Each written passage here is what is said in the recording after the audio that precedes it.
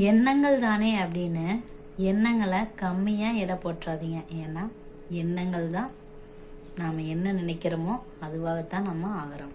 நம்மளோட எண்ணங்கள்லாம் நிஜமாகணும் அப்படின்னா பொறுமை மிக மிக அவசியம். காலையில் எழுந்திரிச்சோனையும் நாம் எப்படி உணர்றோமோ அந்த மாதிரி தான் அந்த நாள் ஃபுல்லாக இருக்கும். காலை நேரத்தை மட்டும் நீங்கள் இனிமையாக்கிட்டீங்க அப்படின்னா உங்களுக்கு நண்பர்களே தேவையில்லை. உங்கள் நண்பர்கள் கூட கொடுக்க முடியாத பலத்தை அது கொடுத்துரும். வணக்கம் சொந்தங்களே, எல்லாரும் எப்படி இருக்கீங்க? நல்லா இருப்பீங்க அப்படின்னு நம்புகிறேன். இன்னைக்கு என்ன பதிவு பார்க்க போகிறோன்னா, நேர்மறை எண்ணங்கள் அதிகரிக்க காலை வேலையை உங்கள் நண்பனாக்கி கொள்ளுங்கள் அப்படிங்கிறத பற்றி தாங்க பார்க்க போகிறோம். இது எதுக்காக அப்படின்னா, நாம் எதையாவது சாதிக்கணும் அப்படின்னு ஆசைப்பட்டோம் அப்படின்னா சோம்பலை போக்கணும், காலையில் நேரம் எழுந்திரிக்கணும், இந்த மாதிரியெல்லாம் சொல்கிறத கேள்விப்பட்டிருப்போம். ஆனால் இப்போ நான் சொல்ல போகிற விஷயம் கண்டிப்பாக உங்களை காலையில் நேரமே எந்திரிக்கிறதுக்கு உண்டான ஒரு மோட்டிவேஷனை கொடுக்கும் அப்படின்னு நான் நம்புகிறேங்க. அதுக்காகத்தான்.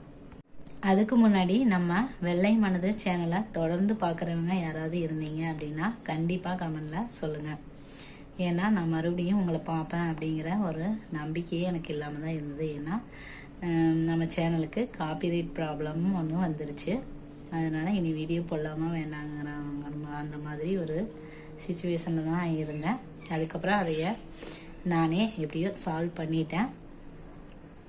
அதை பற்றியெல்லாம் சொன்னால் உங்களுக்கு போர் அடிச்சிடும். அதனால் தொடர்ந்து பார்க்குறவங்க யாராவது இருந்தீங்க அப்படின்னா என்னோடய வீடியோ பார்க்குறதுக்கு எத்தனை பேர் ஆர்வமாக இருந்தீங்க அப்படிங்கிறத கண்டிப்பாக கமெண்டில் சொல்லுங்கள்.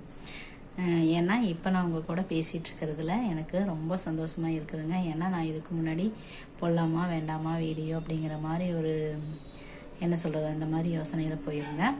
இப்போ மறுபடியும் இந்த வீடியோ எடுக்கிறதுல எனக்கு ரொம்ப சந்தோஷமாக இருக்குதுங்க உங்ககிட்ட பேசுகிறதுல. அதனால தான் சரி வாங்க வீடியோக்குள்ளே போயிடலாம்.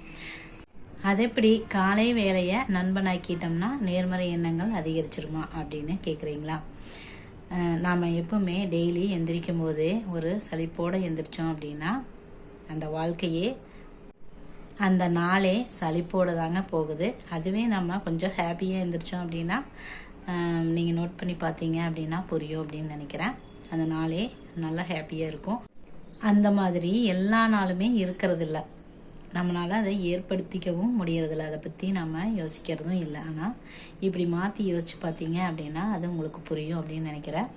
எண்ணங்கள் தானே அப்படின்னு எண்ணங்களை ரொம்ப கம்மியாக இடப்பற்றாதீங்க. நாம் என்ன நினைக்கிறோமோ அதுவாக தான் நம்ம ஆகிறோம். நம்மளால் ஒரு காரியம் செய்ய முடியவே முடியாது அப்படின்னு யோசிச்சுட்டே இருந்தோம்னா கண்டிப்பாக அதை நம்மளால் செய்யவே முடியாதுங்க.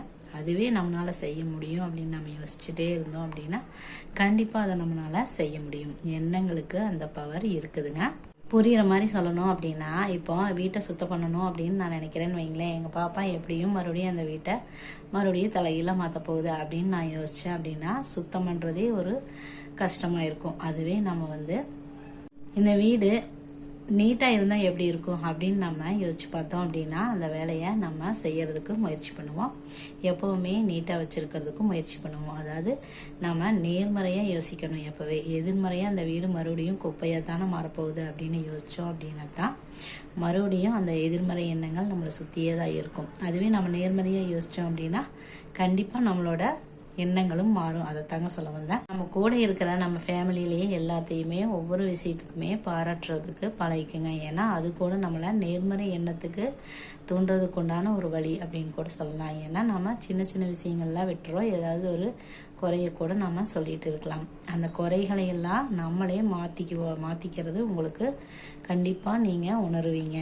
நீங்கள் பாராட்ட தொடங்கிட்டீங்க அப்படின்னாவே உங்ககிட்ட இருக்கிற அந்த குறைகள்லாம் மறையிறத நீங்களே கண்கூட பார்ப்பீங்க. காலை வேலை அதாவது மார்னிங் ரொட்டீன் எப்பவும் உங்களுக்கு பிடிச்ச மாதிரி, அதாவது எழுந்தோன்னையுமே உங்களுக்கு பிடிச்ச மாதிரி அந்த விஷயங்கள்லாம் இருந்தது அப்படின்னாவே உங்களோட வாழ்க்கையே மாறுறதுக்கு உண்டான வாய்ப்பு இருக்குதுங்க. அதாவது காலை வேலையே நம்ம இனிமையாக மாற்றிட்டோம், நம்மளுக்கு பிடிச்ச மாதிரி எழுந்திரிச்சதுலேருந்து இனிமையாக மாற்றிட்டோம் அப்படின்னா அது கொடுக்குற பலத்தை உங்களோட நண்பனான கூட கொடுக்க முடியாது அப்படின்னு தாங்க சொல்ல முடியும். உங்களுக்கு நண்பனே தேவையில்லை அப்படின்னு கூட சொல்லலாம். ஏன்னா நீங்கள் ஒரு பெரிய பலசாலியாக மாறுறதுக்கு கூட அந்த காலை வேலை தாங்க உதவுது. காலை வேலையை மட்டும் என்றைக்குமே மிஸ் பண்ணிடாதீங்க. இது வரைக்கும் நீங்கள் ஃபாலோ பண்ணியிருந்தீங்க அப்படின்னா கண்டிப்பாக கமெண்டில் சொல்லுங்கள். இனி நீங்கள் இது வரைக்கும் ஃபாலோ பண்ணல அப்படின்னா கண்டிப்பாக காலை வேலையை உங்களுக்கு பிடிச்ச மாதிரி மாற்றி அந்த காலை வேலையை மார்னிங் ரொட்டீனை உங்களுக்கு நண்பனாக மாற்றிக்கிங்க. நீங்களும் ஒரு பலசாலியாக மாறிடுவீங்க. இந்த மாதிரி நாம் நினைக்கிற எண்ணங்கள்லாம் நிஜமாகணும் அப்படின்னா அதுக்கு பொறுமை மிக மிக அவசியங்க. பொறுமைங்கிற அந்த குணம் இருந்துச்சு அப்படின்னா தான் நாம் நினைக்கிறத சாதிக்க முடியும். இந்த மாதிரி நீங்கள் எந்த ஒரு காரியத்தை காலையில் எந்திரிக்கிறதா இருந்தாலும் சரி, சோம்பலை போக்குறதா இருந்தாலும் சரி, காலை நேரத்தை நீங்கள் இனிமையாக்கணும், உங்களுக்கு பிடிச்ச வேலைகளை செய்யணும், தியானம் செய்யணும், படிக்கணும், இந்த மாதிரி என்ன நினச்சாலுமே சரி அதுக்கு கொஞ்சம் பொறுமை அவசியம். ஏன்னா முயற்சி செய்யும்போது நம்ம பொறுமை இழந்துட்டோம். அதாவது ஒரு வேலையை திரும்ப திரும்ப நம்ம செய்ய வேண்டியது ஒரு இதுக்கு முன்னாடி நம்ம செஞ்சுருக்க மாட்டோம். அதனால் திரும்ப திரும்ப செய்யறதுக்கு நம்மளுக்கு பொறுமை வேணும். அதுக்குண்டான பலன் நம்மளுக்கு கிடைக்க வரைக்கும் முன்னேறணும் அப்படின்னு நாம் நினைக்கிறது வாஸ்தவமான பேச்சு தான், உண்மைதான். ஆனால் நம்ம அதில் தீவிரமாக இருக்கணும். அதை விட பொறுமையாகவும் இருக்கிறது அவசியம். நான் ஏன் இப்படி சொல்கிறேன் அப்படின்னா, எவ்வளவு துன்பம் வந்தாலும் தோல்வி வந்தாலும் பொறுமையோடையும் சகிப்புத்தன்மையோடையும் இருக்கிறது அவசியம். பொறுமையும் சகிப்புத்தன்மையும் இல்லை அப்படின்னா நம்ம செய்ய வேண்டிய வேலையில் இடைஞ்சல் வந்துடும், நம்ம பாதியிலேயே நிறுத்தக்கூடிய வாய்ப்பு வந்துடும். அதனால் அது வேண்டாம். பொறுமையோடு இருந்து நீங்கள் என்ன செய்யணும்னு நினைக்கிறீங்களோ அதை கண்டிப்பாக செஞ்சு முடிங்க. எதுக்காகவும் பின்வாங்கிடாதீங்க. எல்லாத்துக்குமே ஒரு வழி இருக்குது. எந்த ஒரு தப்பு உங்களுக்கு வந்தாலும் சரி, இடைஞ்சல் வந்தாலும் சரி, அதுக்குண்டான தீர்க்கக்கூடிய ஒரு தீர்வு நம்ம கையிலேயே இருக்கும். இல்லைன்னா கண்டிப்பாக அந்த தீர்வு நம்மளுக்கு கிடைக்கும். அது வரைக்கும் நீங்கள் பொறுமையோடவே இருங்க. ஓகே ஃப்ரெண்ட்ஸ், இதைத்தான் நான் இந்த வீடியோவில் சொல்ல வந்தேங்க. நீங்கள் காலை வேலையை உங்களோட நண்பனாக்கி பொறுமையோடு நீங்கள் சாதிக்க வேண்டிய அனைத்தையும் சாதித்து வாழ்வில் வெற்றி பெற என்னுடைய மனமார்ந்த வாழ்த்துக்கள்ங்க. இந்த பதிவு உங்களுக்கு யூஸ்ஃபுல்லாக இருந்துச்சு அப்படின்னா ஒரு லைக் பண்ணுங்கள், கமெண்ட் பண்ணுங்கள். யாருக்காவது தேவைப்படும் அப்படின்னு நினச்சிங்கன்னா ஷேர் பண்ணுங்கள். தேங்க்யூ.